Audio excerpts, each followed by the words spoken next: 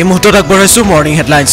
দিলৱাৰ হুছেইন মজুমদাৰৰ ভাতৃৰ বাসগৃহত অভিযান। হোজাই আৰক্ষীয়ে অভিযান চলাইছে তৈবুৰ ৰহমানৰ বাসগৃহত। মাটি কিনা বেচা সংক্ৰান্তীয় গোচৰত গ্ৰেপ্তাৰ তৈবুৰ ৰহমানক।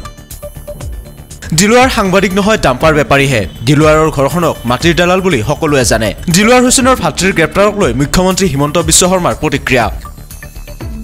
আজি পঞ্চায়ত নিৰ্বাচনৰ সূচী ঘোষণাৰ সম্ভাৱনা। বিয়লি 5 বজাত সংবাদমেল সম্বোধন কৰিব ৰাজ্যিক নিৰ্বাচন আয়ুক্তই। এই সংবাদমেলতে পঞ্চায়ত নিৰ্বাচনৰ দিন ঘোষণা হোৱাৰ সম্ভাৱনা।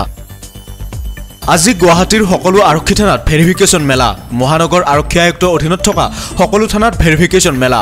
ৰাতিপুৱা 10 বজাৰ পৰা সন্ধিয়া 5 বজালৈ অনুষ্ঠিত হ'ব এই মেলা।